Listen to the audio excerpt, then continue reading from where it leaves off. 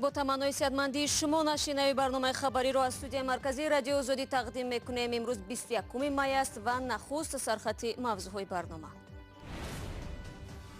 سیل خرابی آورد، مردم در انتظار کمک. ساکنان نویه فرخار میگویند در برابر حوله پوری آب و خانه های نم کشیده و دیوارهای فرو رفتهشان تنها ماندند. شلنگ بیارن اوی حولی را بکشه در عریق مردم خونه چپر. مفتی تاجیکستان با ساختمانچان نیروگاه راغون فتوا داد که امسال روزه را در وقت رخصتیشان بگیرند. تظاهرات در نزد سفارت ایران در دوشنبه 10 نفر به ضد این کشور و حزب ممنوع نهضت اسلامی شعار دادند. باید یگام دولت خبربار نباشد. سیاست دولتی با دولت دموکراتیک دنیوی و باید آزاد است.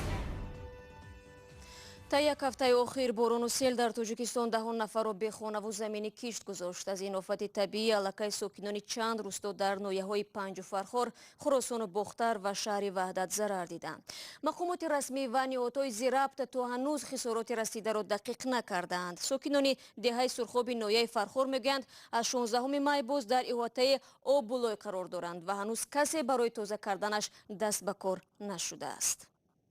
چیز باید که کمک اولی را میرسوندک نکردن. های خود ندیدیم همه خدمت بود. چیز خدمت این چیز خدمت. این الکی جاگون این چیز هسته. بعد 5 روز مقاومت با باران سیل، خال احمد ابراهیموف ساکن دهه سرخاب ناحیه فرخار میگوید تا حال کمکی درکاری را از مقامات نگرفتند.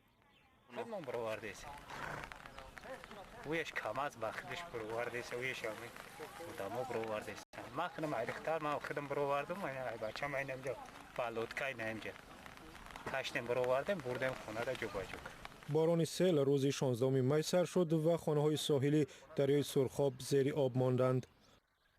بیارن دیزل بیارن شلنگ بیارن اوی حولی را بکشه در عریق مردم خونه چپن شه. این هم خونه ما ایستادگی است. همون که دیزل بیاره خونه ما چپن نمیشه. انا ما تماشا کرده ایستادم. مقامات گفتند گروه کاری در جای حادثه کار میکند و سربازان را هم به منطقه آفت زده فرستادند. رادیو آزادی 3 روز قبل از این دهه گزارش داد ولی وضع بدتر شده است و بهتر نه. بناها نم گرفته و ولنگار می شوند. ترقش های دیوارهای خانه ها وسیع‌تر شده و از خانه ها را باز هم بدتر کردند.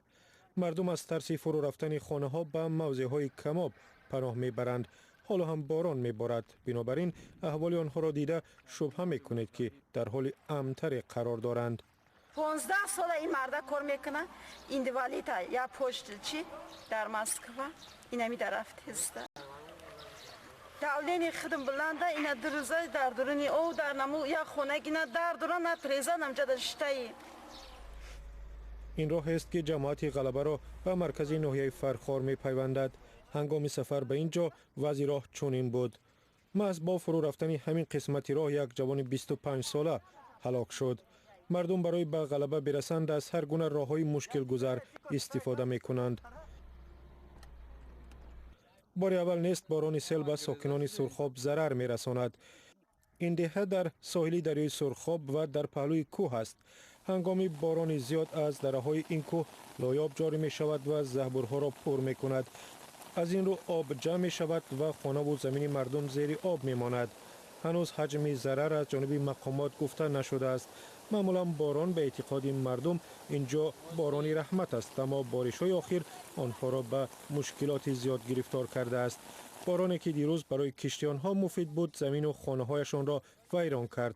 حالا مردم دعا میکنند ابرها پراکنده و آنها از آفت طبیعی رها شوند. حالا امیدشان تنها به صاف شدن آسمان است.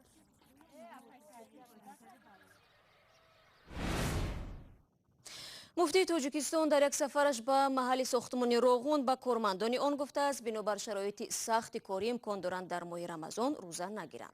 سید مکرم عبدالقادر زاده هفته گذشته گفته است بنیادکاران حق دارند روزه را بعداً یعنی در وقت رخصتیشان بگیرند. مفتی تاجیک تاکید کرده است که مهم است چرخه اول نیروگاه راغون در مهلت مقرر شده تیر ماه امسال به استفاده داده شود. فتوا درباره آزاد شدن از روزه‌داری در حال صادر می شود که شماره ساختمانچان نیروگاه از 18 تا به 20,000 نفر رسیده است.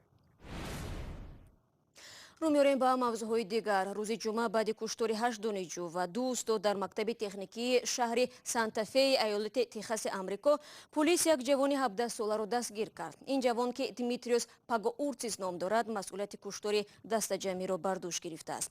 در بین این قربانی‌ها یک دانشجو مهمان از پاکستان نیز هست که روزه‌دار بود و آرزو داشت دیپلمات شود. در مراسم ویدا با دانشجوی پاکستانی محصل مکتب تکنیکی شهر سانتافی ایالت تگزاس که روز یکشنبه در مسجد شهرک استافورد دایر شد، صدها نفر اشتراک کردند.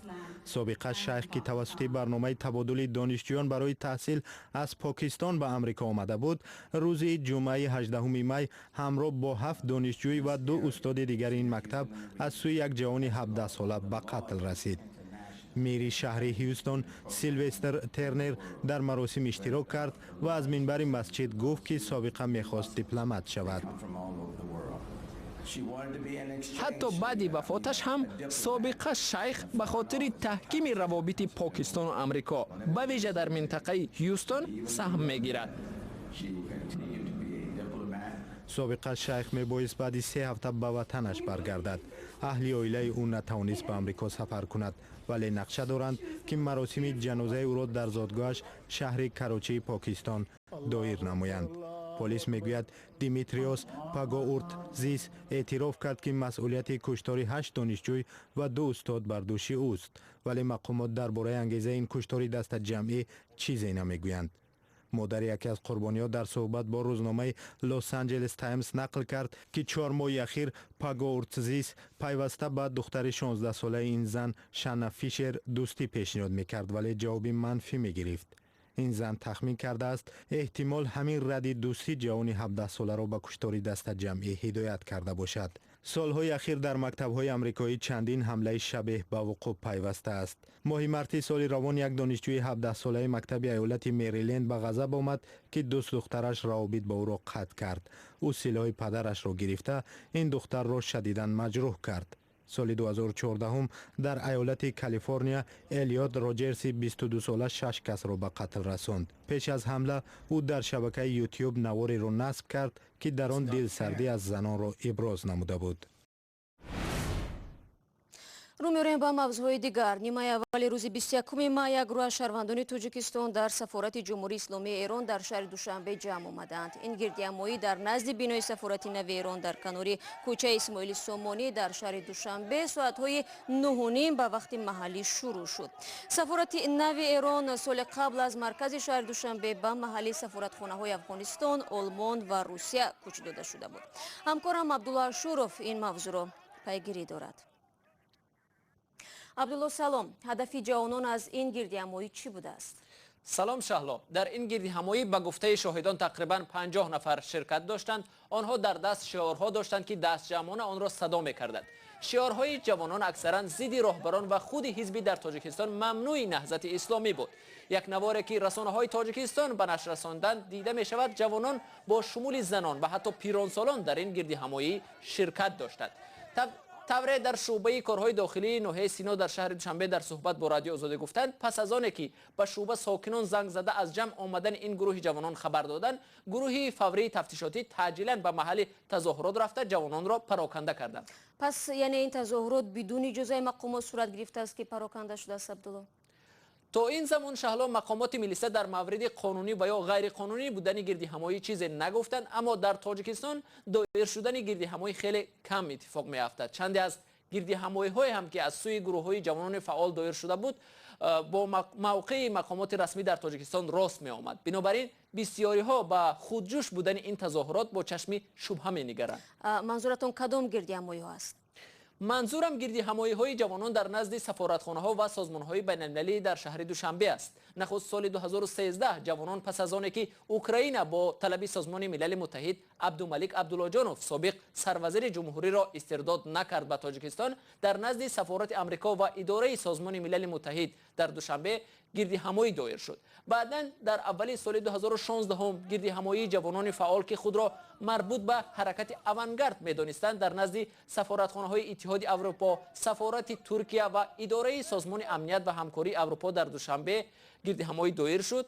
آن زمان هم جوانان بر ضد رهبران حزبی در تاجیکستان ممنوع نهضت اسلامی شعار میدادند و مقامات این کشور و از مقامات این کشور و سازمان ها تقاضا داشتند که به اعضایان این حزب در قلمرو خویش پناهگاه ندهند. اما این بار هیچ گروه مسئولیت برگزاری این گردهمایی را به عهده نگرفت و معلوم هم نیست که این گروه شعار به دست چگونه در یک آن واحد در نزد سفارتخانه ایران جمع شدند. تشکر عبدالله. در همین حال یک گروه کاری سازمان ملل از حکومت تاجیکستان رها نمودن محمد علی حید عضو ریاست حزب ممنوع نهضت اسلامی را تقاضا کرده است. این گروه کاری گفته است محروم کردن محمد علی حید از آزادی برخلاف چند بند اعلامیه بین المللی حقوق انسان و عهدنامه بین المللی حقوق اجتماعی و سیاسی است. محمد علی حید برای تروریسم، قتل و کشتار دعوت به سرنگون کردن حکومت قانونی به زندان یک عمری محکوم شد. شما برنامه خبری رادیو آزادی را تماشا دارید. امکانات تحصیل برابر برای همه تحت این عنوان در دوشنبه با مبلغ‌گذاری چند سازمان بین‌المللی برنامه کسب آموزی اینکلوزیوی برای افراد دارای امکاناتشان محدود راه اندازی می شود. در سال به این سو حکومت تاجیکستان تلاش دارد تعلیمات اینکلوزیوی را در مکتب‌های همگانی کشور به راه ماند، ولی تا به حال شماری بیشتری اطفال معلول و یا در خود مانده نمی توانند با همسالان دیگرشان درس بخوانند. گزارش همکاران ما از تلویزیون نستعیش время در همین باره است. گولیانا مادری دو دختری اوتیست است. او میخواست فرزندانش نوابسته از در خودماندگی دانش داشته باشند. خودش تشبث را به دست گرفت و در پی تربیه آنها شد. با تدریج من کورس‌های آموزشی را گذشتم و معلم شدم. همزمان کودکان من هم در چنین درس‌ها شرکت می‌کردند. گولیانا در مرکزی اراده کار میکند. در اینجا کودکان اوتیست را برای تحصیل در مکتب‌های پایتخت آماده میکند، اما نه همه خواهشمندان قبول میشوند. فعلا در مرکز ما 40 کودک درس میگیرد. کودکان زیاد در نوبتند. از سبب کمبودی بودجه آموزگار نمیرسد. امیدواریم که در آینده حکومت مبلغ گذاری میکند. همچنین به ما مربیه های مخصوص که با این گونه کودکان در صنف میشینند ضرورند. مثلا فرزندی من با مربیه به مکتب میرود. در تاجیکستان 50 مکتب میانه کودکان امکاناتشان محدود را قبول میکنند و این هم با مساعدت مبلغ گذاری سازمان‌های خارجی. فراهم کردن شرایط برای کودکان در خود مانده سرمایه زیاد میخواهد، اما مبلغ نیست. У нас 3800 различных школ в Таджикистане функционирует. ما در تاجیکستان 3800 مکتب‌های گوناگون داریم. برای رسیدن به هدف ضرور است که در همه این مکتب‌ها شرایط مهیا شود. مثلا کسی کفالت نمی‌دهد که در آینده این گونه کودکان برای تحصیل محض در این مکتب‌ها نیاز پیدا نمی‌کنند. Такой же ребенок, который нуждается именно для учебы в данной школе, да? در تاجیکستان 6000 کودکان امکاناتشان محدود درس میخوانند. شماره آنهایی که از مکتب بیرون مانده‌اند دقیق نیست. بنا به آمار رسمی در کشور 25000 نورسی تا 18 ساله است که ضعف انکشاف دارند، ولی تعداد واقعی را زیادتر میدانند، چون خانواده‌ها چنین فرزندانشان را از چشم جامعه پنهان می‌دارند. Действительно, у нас до сих пор имеются واقعا هم تا هنوز والدینی هستند که با این گونه کودکان با چشم دیگر می‌نگرند. بجز این در جامعه نیز بعضی پدر و مادران وقتی می‌بینند کودک چنین مشکل دارد فرزندانش را نمی‌گذارد با او بازی کند. учат своих детей. Знаешь, вот с ним не играй. تاجیکستان امسال به عهدنامه بین المللی حفظ حقوق معلولان پیوست، ولی تحلیلگران میگویند مسئله زمانی حل می شود که هر مکتب آماده قبول کودکان و نورسانی امکاناتشان محدود باشد. و روز دوشنبه دسته فوتبال چلسی بر تیم منچستر یونایتد با حساب 1-0 پیروز شده جام اتحادیه فوتبال انگلیس را به دست آورد، ولی میلیاردر روس رومان ابراموویچ که مالک دسته چلسی لندن میباشد نتوانست پیروزی را در ورزشگاه ویمبلی جشن گیرد. طبق گزارش‌های رسیده ویزا و روابط اقامتی ابراموویچ در بریتانیا به انجام رسیده تا هنوز او ویزای نوی بود و باش در این کشور را دسترس نکرده است. طوری از این خبر برمیآید حتی میلیاردها دلار گوی نمیتواند برای زبان یافتن و اجرای خواهش کمک کند. برنامه امروز را انجام میدیم. خبرگزاری‌های بیشتر در سامانه ما و آزادی ویدیو یوتیوب قابل دریافت است. تا ملاقات فردا، خدا نگهدار.